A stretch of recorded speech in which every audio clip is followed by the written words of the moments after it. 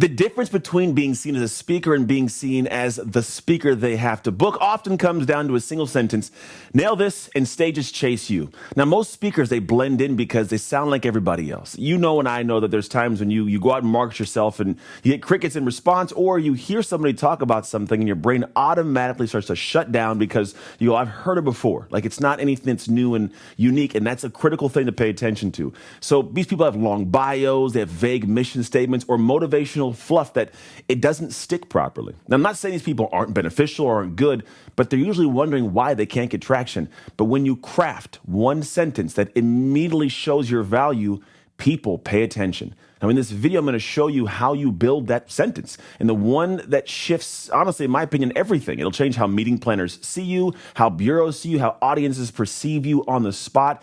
It'll change everything. And for me personally, it took me to a place where I'm able to get on massive stages, do amazingly cool things, but none of it was possible until I got this figured out. Prior to this, I found myself one time genuinely sitting at this restaurant somewhere and someone asking me a question about what I do. And I go, I'm a speaker. And they go, what do you speak about? I started going off of this tangent for the most part of what I do in my story. And literally in the middle of me talking, they go, can I get you something? And they walked to somebody else. They didn't even stop me. They just said, they started going to somebody else. And I go, oh, I probably got to figure this piece out. So I'm going to walk you through 5 things to pay attention to when it comes to this. Now, I've honed my message in, as we'll call it, a precursor as we go through this, to where mine is now, I help people and teams optimize their identities for peak performance. It's what I do. Now, people go, well, what does that mean? And even more, I can say I help develop dominators' identities. It's another piece of what I talk about. Or when they say, what do you talk about? What's your message? Dark work, the work in the dark that allows you to win in the light. Now, I can sling these out as needed at different points in times. The truth is, that's the separator. I don't say I'm a motivational speaker. I don't say that I help teams, be great. Like, it's too fluff. But when I can precisely talk about a thing I do that creates some intense desire or even just curiosity, well, now I change the game. And if you can have that take place, it'll change your game of how you're pursuing and actually getting grabbed to go speak on big stages.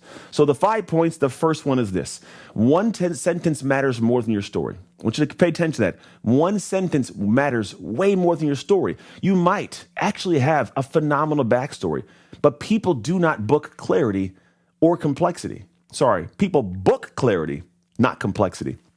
What I mean by that is this. For me, I have a big, cool, crazy background story, right? It's just one of those things that you just go through in life and you find out later on. It's pretty good that I went through that for this purpose of life. I didn't like what took place, but there's a benefit to it if I frame it that way. And when I start going into some crazy, complex story where the person listening has to try to sift through the words and find some implicit value, I lose them. So if I start going, they go, what do you speak about? Oh, when I was 3 years old, I was given away into foster care and I navigated the system.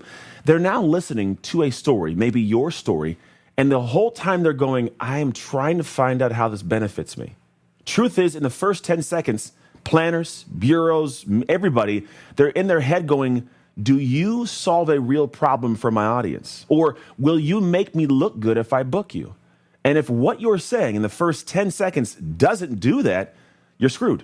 If I'm being completely honest, like, your one sentence has to be able to come in and do that. Because if you do it right, that sentence answers both those questions quickly, right? If you start going, oh, I was given away in a foster care, you're now hoping that in that window of you saying something, they go, we need to hear that. And I've said it very many times, and I'm going to say it again here. People do not book you for your story. They book you for your message.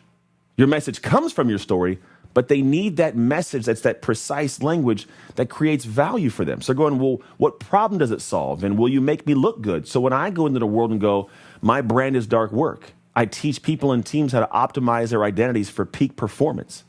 Well, now they go, well, yeah, it solves a problem. My team is operating at peak performance. Will I make you look good? Yeah, I'm a former NFL athlete, American Ninja Warrior. Like, there's some good things, but it's also a good solution to what their needs may be, and it answers the questions. Now, there may be an event going on that has nothing to do with a need for that. Maybe they need something else for communication, productivity, connection with the team. Who knows what it is? But in my singular sentence, if they are looking for that, they'll find it with me.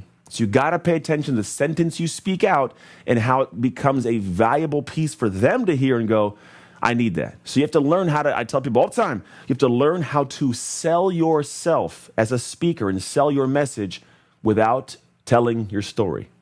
Sounds crazy at the first listen. I get it. But you have to be able to sell the message of what you do, the outcome of what your message does for them. And then the story will support that later on. That's a massive thing that if you get that one thing right and you can refine and figure this out, you will separate yourself like crazy. It'll be much easier to get booked. Now, point two.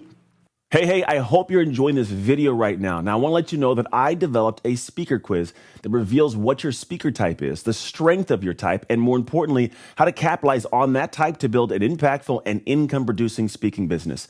To get this quiz and take it and get the information you need, simply hit the link you see below in the description, or you can wait till the end of the video to head over and check it out. All right, that's it. Let's get back to it. I call this a $1 million message. It's a formula, right? So I call this the Speak to Freedom $1 million message formula. It's pretty straightforward. It's not crazy, but here's why I call it a $1 million message. If you think about what is valuable, $1 million is a valuable thing, right? If something was worth $1 million, well, why would it be worth $1 million? The reason is because of its rarity. Typically, right? If it's something that is rare, like a rare metal or a rare piece or a one-of-one thing, you start climbing in the aspect of its value because there's just the one. When you have a message that everybody else has, it's not a $1 million message. It's a message, but it's not worth $1 million. So the way that the age-old, structure could be put together is I help somebody do something so they can get something. So that should be in the back of your mind when you're thinking about your $1 million message. So I help people and individuals optimize their identities for peak performance, right? I help a person do blank, a thing, so they can get blank, an outcome, right? Peak performance. So when I'm talking about my message, it's dark work, but the solution, the sentence we're talking about here is I help people and teams optimize their identities for peak performance. I'm going to keep saying that because I need to be anchored into your head so you can hear it. This becomes my positioning power. Then one sentence separates me. Now they can look and go, does my team need this, right? Can I get this done for their team? And if so, will it benefit them? If so, I get the opportunity to talk to them about getting booked to be a speaker for them. Now, here's an example. I help burned out executives reconnect with purpose so they lead with passion and not pressure. It's not a perfect one, but it's another one, right? Another one could be I help student athletes develop unshakable discipline so they can win beyond the field. Or, those two should be good. The idea is when you think about what you're putting into the world, can it be clear to a person that you're there to serve them and their audience in an area that they actually desire the help? And that is the key to getting booked because, again, you're trying to look at what you do as a solution that they're having for a problem they're experiencing. And that's what you come in to do as your keynote speaker, right? This positions you as a problem solver, not just a storyteller. Now, a storyteller, nothing wrong with that, but when you can problem solve as a storyteller, you're highly valuable. With a message nobody else has, you're rare. It's a high level chance you're going to get the booking and be able to charge a fee that even you will be surprised they're happy to pay you. Number 3, you have to test, refine, and own this message. You want to use it on social media. You want to use it in your bio. You want to use it on stage intros, on podcasts. Your job is to get it out there. Because here's what happens. When you first start talking about something, people aren't initially going to get it. You're going to know what it is, but people are like, well, what does that mean? Can you explain it a little bit deeper? And for you have to watch how it lands with people and then wait for the questions to come back. And when this happens, it helps you refine it. That's why you put it out into areas of marketing, of podcasts, of social media to get conversation going. Because people are going to go, hey, can you elaborate on that a little bit? Or can you make this a little more clear? Or they're going to say, hey, we need that. And in doing so, ask them, well, what do you think you need? See, the idea is you must be in a place where you can refine it until it feels like a mirror of your purpose in terms of language that's clear, and it makes people say, we need this. When you go out into the world and you don't test it, and you don't put it in front of people, and you don't try to have individuals give you feedback, you're hoping that at some point in time somebody hears it and they 100% get it. They don't. In fact, I've been refining the dark work language of work in the dark to win in the light for years. I recently had an event. Personally, we have a live event called Speak to Freedom Live we do in my home area 3 times a year. And I was at this our mastermind meeting before the actual event, and I had a person that was there. This person, by the way, was an engineer, smart person. She goes, what do you guys do? I go, I'm a speaker, and I coach these speakers. She goes, what do you talk about? And I go, dark work. She goes, what's that? I go, it's the work you do in the dark that allows you to win in the light. She turns her head like this and goes, I don't get it. What does that mean? And in my head, I'm like, I thought that was perfect. I thought I was clean and clear. I thought this thing's been dialed. Nope, it wasn't. And so I've had to refine more. I go, oh, well, think about it like the work that you do when nobody's watching that allows you to be successful when they are. Oh, okay. So I had to change and adjust, and language had to be refined. Now, this becomes, when it's done properly, the core of your brand. It's what you use as outreach. It's how you open up your introduction calls. All these things work together to refine to a beautiful message that when people hear it, becomes valuable. Now, point 4, you want to use it to shift the room before you even speak.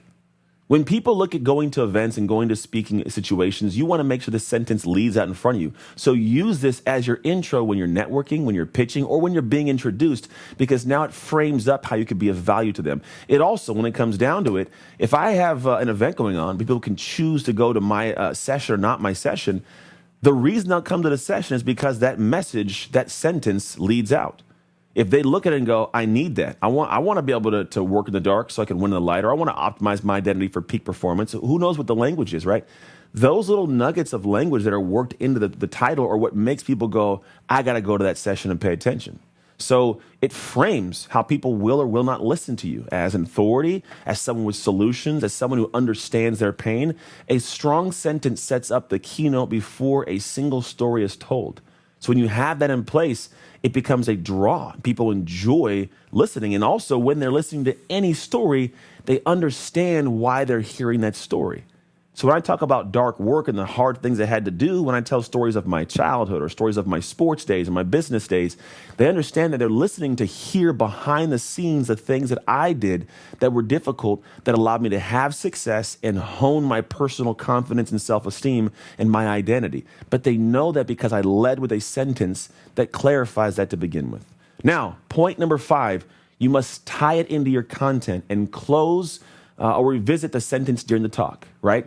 And what I mean by close or revisit is essentially this. When I'm talking, giving my speech, I want to make sure it's streamlined and it's always present in my content. I don't want to be guesswork. I don't want it to kind of get there. I want to make sure it's in there. And I want to make sure that I'm revisiting the sentence during my talk often and anchoring my content around that so they get to see not only what it is for their perspective, we'll call it implicitly, but they explicitly understand what I mean by it. So when you build a keynote, what I call an 80-20 keynote around this, it reinforces this promise. It reinforces this language. And then you can end your talk by looping back to it. For example, like, this is what people do, and now it's your turn, right? You can talk about the thing you did and tell them, it's your turn to do this now because I've talked about it, you understand what it is, and I've clarified it for you specifically in my talk here. So I'm not guessing, I'm not hoping. It becomes more than a sentence.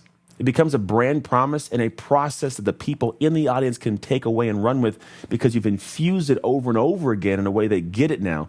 It's no longer an implied thing. It's an explicitly clear thing because you worked it in properly with the language in your keynote. Now, if you can't say what you do in one sentence, you'll never be remembered. It sucks to say it that way, but you're probably not even going to get booked, to be honest. If you can't culminate what you do tight and precise, you're going to struggle. And this one sentence, it's not just your pitch. It's genuinely your power. If you want to help creating this for yourself, you want to actually get some dynamic back and forth, go to speaktofreedom.com. We do all this for our clients. We unpack the message, we refine the language, we get that sentence down, but it's not guesswork anymore. You're actually in a position where now you can communicate quickly what your value is and then let them ask you more questions to make it clear to them how it's completely valuable in a uniquely clear way that gets you booked for a stage or coaching, consulting, who knows, but the door opens up right there. If you don't do this, you're going to struggle. If you do it, you'll be great. If you need help with that, I'd love to help you. Go to speaktofreedom.com. If you don't want my help, that's okay. The next video will give you more help anyways for free. So check it out, watch the next video, and that's it. See you there.